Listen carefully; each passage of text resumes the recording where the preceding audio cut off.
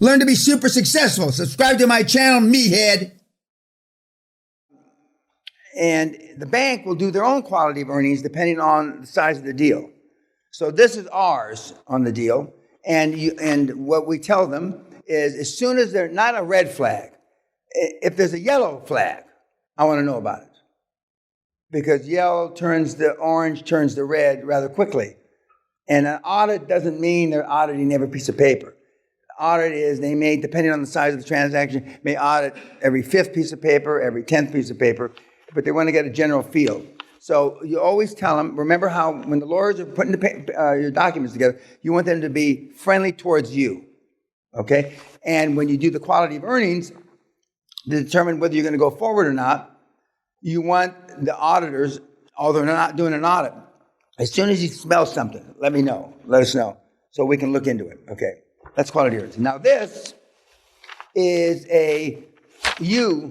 I neither verify, or confirm, nor deny, other than the mentee, the you that put this together is pretty smart and has done lots of deals, so I'm pretty sure it's accurate. But it gives you a rough rule of thumb, what industries, what kind of multiples, et cetera, that they are. And it's fairly accurate.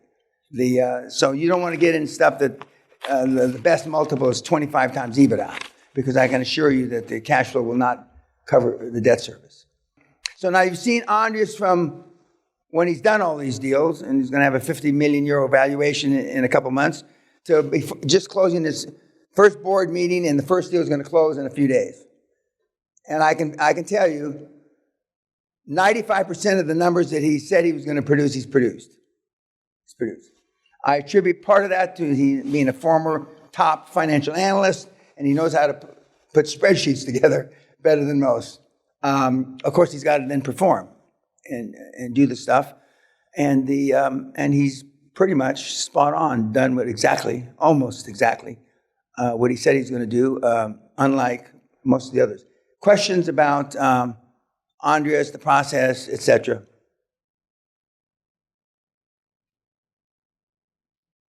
Okay, so you got, yes, sir, in the back. Sorry, Mr. Peña, I just wanted to double check. What was the ratio you mentioned on the EBITDA that it should be? Just to make sure it's working. No. I'm saying if it's 25 times EBITDA, we're not interested.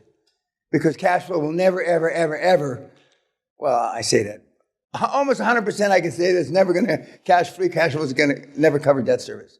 We're looking in the 3 to 5 in the healthcare where Andres is located. And if I remember correctly, he said we're 3.7. All the deals have been on an average of 3.7. So we use roughly 4 times EBITDA in his market. And now in the lower, what I call below the ass end. Ass end is when the bedpans are wiping the shit off the old people's bodies, okay? Below the ass end is just home health, meaning the hospital shoves them out the door and they go home, and then they're having the therapies and the physios, and these people come to their house. And so the company is hiring you at 35 euros an hour and charging them out to the home at 75 euros an hour, which is normally picked up 80 or 90% from insurance companies. But at least 75 plus of the medical expenses are held or accounted for or paid for by insurance companies. Now, I told you earlier on, one of the basic reasons that they're shoving the patients out of surgery right away to go home is because the insurance companies, up until 5, 6, 8 years ago, were getting killed because the expenses were so high in the hospital. For just a regular guy, it could be $3,000, $4,000 a day. And now they want you out in a day. When I had the difference between when I had my first knee replaced, I was in the hospital, I think, 3 days. I had my second knee replaced, I was in the hospital 1 day. And when I had my hip replaced, I was in the hospital, I think, 1 day. They want you up and walking quick. And the insurance costs are reduced. And I told you surgeries that used to cost 5,000 euros now are 1,500 euros. And so they're pounding the cost down. And surgeons that were making 2 or 3 million a year 6, 7 years ago are now making $1.5 million a year because they're not getting paid as much. I'm not crying for them. I don't mean that. But to go to school 16 years and get a 75% pay cut, I'm not talking about whether it's fair or not. It's just life. But I assure you, there's less doctors coming out of medical school now for that very reason. And now it's very difficult for them to get high-priced, high-profile surgeons to come into medical schools and tell them it's the greatest job since sliced bread because they're not making the money. And we have a number of doctors that come through the program and that stop practicing medicine. And if you're a doctor, doing medical roll-ups is like taking a piss. It's so easy. It's so easy. Because everybody rolls over for a physician. And it's easy for the practicing nurse practitioners or the medical managers like Simon this morning. They give you more benefit of the doubt than you deserve. But you still need that chairman so you don't get tossed out on your butt. It's beyond embarrassment when you get thrown out. Now, I've been thrown out of a public company, so I know. Yeah, that's same concept, but it hurts more. But I was thrown out with a lot of money, But didn't make me feel any better. Okay, any questions about Andres in this phase of his life? And we already know. See, you know now how it turned out. And most of the German kids do what they say. They just, most of them, not all of them, but most of them. I haven't had, and there's certain ethnicities that almost assuredly don't do what they say. But we've got them across the board. Okay, anything about Andres? Now, those aren't homework. Those are just for your information. But when you're doing your first deal and you decide against my candid advice to do the due diligence on your first deal because it's small, and on the one hand, it's good because your team is starting to work together. On the other hand, if you fuck it up, you got nobody to sue for malpractice. And you just have to bite the bullet and swallow the shit. But on a deal that's a $1.5 million or greater, I would highly recommend that you use the accountants. But even if you don't use the accountants, if your quality of earnings you're doing internally doesn't look like that 90%, in other words, the various categories, you're not doing it right. You're not doing it right. This quality of earnings was on a $5.4 million substance abuse in Florida, if I remember correctly, and with BDO, and they did a great job, and they continue to do a great job for a few deals I'm involved in.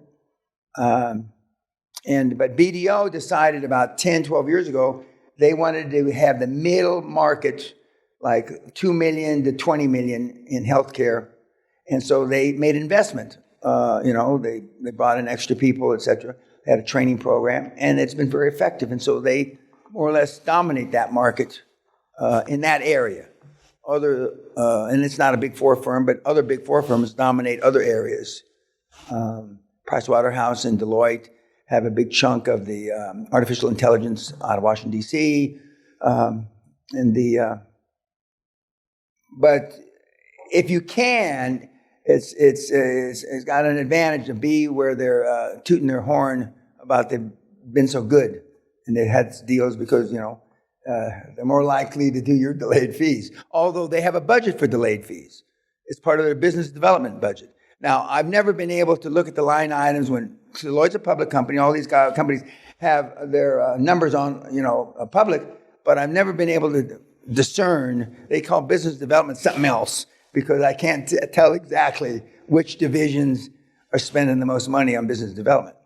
But the banks, the accountants, the lawyers, all have business development budgets. And all the top 10 firms, and that's 6 beyond the Big Four, accounting firms do business development. They certainly do delayed fees, absolutely. There's no question about that.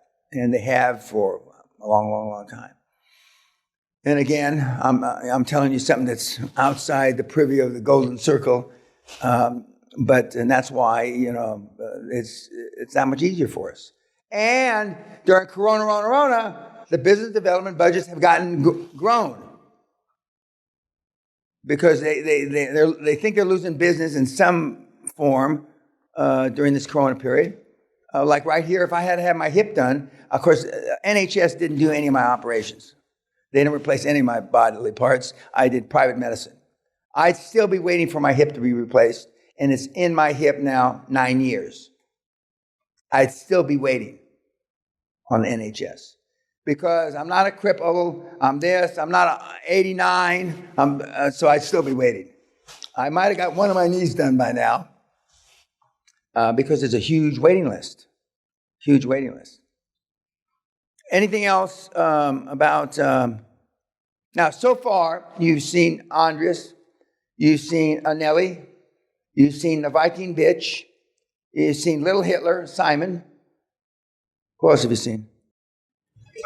Who? Belfast. Oh, how could I? Pigfucker. Belfast, forgive me. Belfast pigfucker. That's it, 5, right? Now, is there somebody else? Anneli, that's Anneli. Okay, now, so the camera's not showing. Okay, how many, let's start with Anneli. How many, I'm going to ask you, of the 5 people, who you related to most and you think that you can mimic, follow, copy? Okay, the black guy. Fuck. I guess racism is dead. Okay, the Viking bitch. Okay, Andreas. Okay, who else is there? Pigfucker. No, one wannabe. Okay, we went to results of the pigfucker, but I understand. Okay, okay, well, we're going to get a whole potpourri, and the Hungarian mouse is coming up, which, in my judgment, is the closest to your. Oh no! What about Belgian waffle? Remember Belgian waffle? Got threw up on his shoes? Nobody, because nobody wants to throw up in their shoes. Okay, what? No, Simon's the Nazi. Yeah, I said okay. Yeah, that's interesting. Well, we've got yes, sir. Fuck, I'm forgetting Gerard. Yeah, the Italian stallion. Okay. Well, you've trended the way I would have thought you trended. You know, a cat had explained to me what that meant when it's trending things online. I wasn't sure what it meant, but you're trending pretty much the way I would have thought you trended, and it's based on your personalities. It's also based on the distaste that you have for some of the presentation styles.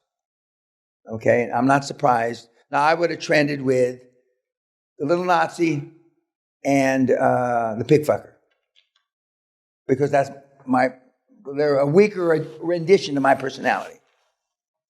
And I know that of the ones you pick, I also know that they're most likely to be the most effective.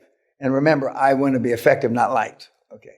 So now the rest of the guys and gals you're going to see are more or less towards the way you trended. You're going to see these other people, man, woman, and beast.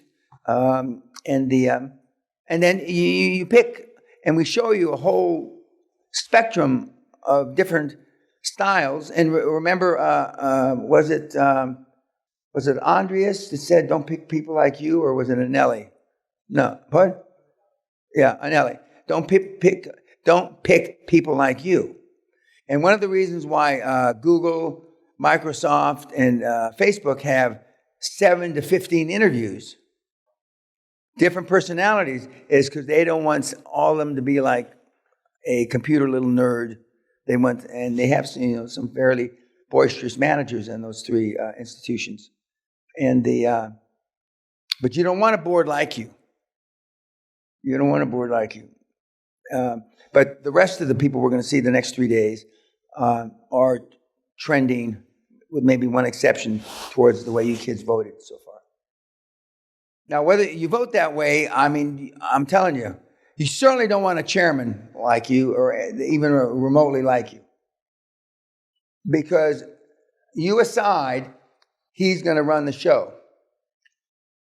Aside from you, he's the most important in your mind on the board, okay? He may or may not be the most important in the eyes of the other board members. But vis-a-vis corporate governance, he is or she is the person. They can save you or not save you. Many years ago, we were rolling up a law firm, which have 40 lawyers who got 70 opinions. And in one of the board meetings, one of the meetings, I wasn't there, I had nothing to do with it. One of the board members finally, they had 2 law firm roll-ups crash. It didn't happen. And so one of the board members, I'm told because I wasn't there, said, went to a lawyer, a junior lawyer that was the CEO of the thing. Basically, it looks like you have added no value. All you've done is added up our plane fares to get here, because you're not paying for the expenses to get there, and et cetera, et cetera. And I'm told, I wasn't there, the chairman stepped forward into the breach and said, "We're here because of Christopher. That's the last time we're going to bring it up at this meeting." And it ended. So the mutiny, the resurrection ended right there because the chairman filled the breach. Now that's what you hope for. But it doesn't happen that often, unfortunately. But that's what you want. You want him to step into the breach and protect, not necessarily you. And later when he was talked about, he said, "I'm protecting the deal. I mean, we've come too far. We've had 2 deals crater. We're going to make the 3rd deal happen, yada, yada, yada." But that's what you want, ideally. And if you pick them right, that'll happen. That'll happen. But, so when you're thinking about who you're going to pick, the Viking bitch said it, I mean, not just because he's a general officer, but his leadership skills are outstanding. And, you have to hunt far and wide to find a general, a 4-star general that doesn't have some decent leadership skills. Otherwise, you didn't get to be a fucking 4-star general. Of course, it's different now in the military. But any other questions? Who's my 530? Who's my 6? Oh, Ms. Deloitte. Tonight is fish and chips night in there. We're set up for a barroom brawl in the pub. And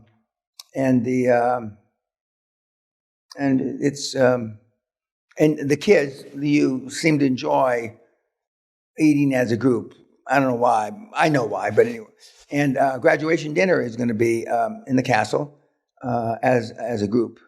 Not dissimilar, except set up in a table. The table like that is not exactly, but kind of like that in the castle. And, we'll have cocktails and hors d'oeuvres and that kind of thing. But I'm ahead of myself by 3 days. Anything else from anybody? Tonight you will see a movie. Oh, this one's my favorite movie. Love Means Zero. This is my fave. And you'll understand when you get about 10 minutes into the movie, you'll understand why. But this is the greatest of all time tennis coach who can't play tennis. The greatest of all time can't play tennis. And you want to know the why. All he teaches you is the how. And I mean, if I could have had a movie made for this seminar, it would have been this. And I've actually talked to him before, and we'll talk about that tomorrow when we go over it. Okay, YouTube, go fuck yourself.